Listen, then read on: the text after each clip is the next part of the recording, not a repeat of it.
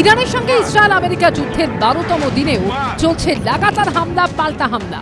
কোনো পক্ষই থামতে রাজি নয়, দুপক্ষই দাবি করছে যুদ্ধে তারাই এগিয়ে। 10 days in, this campaign has been a resounding success thus far, and America's warriors are winning this important fight at an even faster pace than we anticipated. অন্যদিকে বুধবারও তেল আভিভ সহ ইসরায়েলের একাধিক জায়গায় মিসাইল হামলা চালিয়েছে ইরান।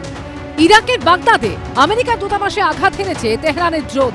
ইরানের drone হামলার আশঙ্কায় সতর্কতামূলক পদক্ষেপ হিসেবে তাদের অন্যতম বড় তৈল শোধনাগার 2S বন্ধ করে দিয়েছে সংযুক্ত আরব আমিরশাহী। হঠাৎ করেই যুদ্ধের অভিমুখ যেন ঘুরে গেছে জ্বালানির দিকে। ইরান স্পষ্ট জানিয়ে দিয়েছে, আমেরিকার আক্রমণ যতদিন না বন্ধ হচ্ছে, পারস্য উপসাগর দিয়ে 1 লিটার তেলও ছাড়া হবে না। বিশ্বের 20% অপরিশোধিত তেল সরবরাহ হওয়া হরমুজ প্রণালী আগেই বন্ধ করেছিল ইরান।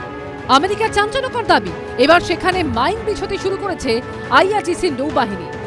এই খবর সামনে আসার পরেই সমাজ মাধ্যম ট্রুথে আমেরিকার প্রেসিডেন্ট ডোনাল্ড ট্রাম্প হুমকি দিয়ে রেখেন, যদি কোনো কারণে হরমুজ প্রণালীর কাছে মাইন পাতা হয় এবং তা দ্রুত সরানো না হয়, তাহলে ইরানের সামরিক পরিণতি ভয়ঙ্কর হবে।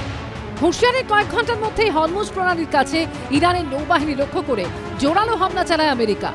তাদের তরফে দেওয়া ভিডিওতে দেখা যাচ্ছে দাঁড়িয়ে থাকা একের পর এক ছোট জাহাজ এবং জলযানে আছড়ে পড়ছে মিসাইল। ট্রাম্প প্রশাসনের দাবি, তারা সব মিলিয়ে ইরানের 16টি জাহাজ ধ্বংস করে দিয়েছে। এর মধ্যে মাইন পাতার কাজে যুক্ত জাহাজও রয়েছে। পারস্য উপসাগর হচ্ছে একটা শ্যালো উপসাগর, সেখানে বড় সাবমেরিন ঢুকতে পারবে না। তো তাহলে ওর ডিফেন্সিভ ইয়েটাও সুবিধাটা রয়েছে, আর অফেন্সিভ অপারেশন করার সুবিধাটা রয়েছে। সেই জন্য নৌবাহিনীটাকে নষ্ট করছে এই ভেবে যে আমেরিকান নৌবাহিনী দিয়ে পুরো পারস্য উপসাগরটাকে যদি সিকিউর করতে পারে, এবং পারস্য উপসাগরের উত্তর দিকে এবং পূর্ব দিকে হচ্ছে ইরান, পাহাড়ি এলাকা, সেই এরিয়াটাকে যদি সিকিউর করতে পারে, তাহলে এই হরমুজ স্ট্রেটটা সিকিউরড হয়ে গেলে আমেরিকা সেখান থেকে পয়সাও আয় করবে, আর এই সঞ্চারটা চলবে। মঙ্গলবার রাতে তেহরানের মেহরাবাদ বিমানবন্দর সহ একাধিক এলাকায় বোমাবর্ষণ করে আমেরিকা ও ইসরায়েলের যৌথ বাহিনী।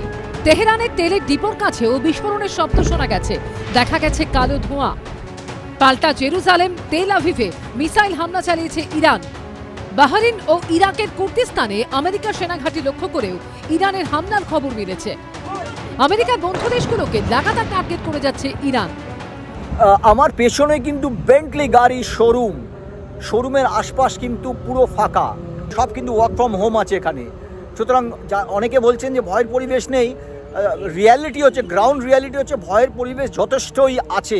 আমি একটু রাস্তায় চলতে চলতে চিত্রটা দেখাচ্ছি, দেখছেন তো গাড়ি যাচ্ছে, গাড়ি যে চলছে তা নয়, কিন্তু এখানে প্রত্যেকটা ল্যাম্প পোস্টের মধ্যে না ক্যামেরা লাগানো রয়েছে। এবং এজন্যই বলা হলো যে যারা কিনা সোশ্যাল মিডিয়াতে ওই সমস্ত মিসাইল এবং এসব যাচ্ছে তার ছবি তুলে পোস্ট করবে, তাদের দণ্ডনীয় অপরাধ। ঘুরতে ঘুরতে আমি চলে এসেছি পার্ল গলফ কোর্সে।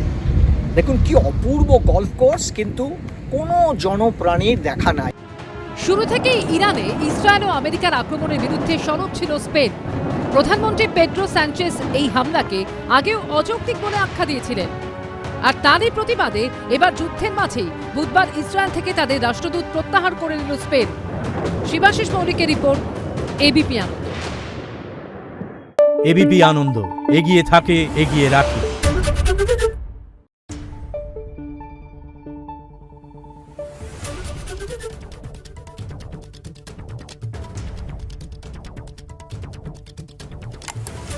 Thank you.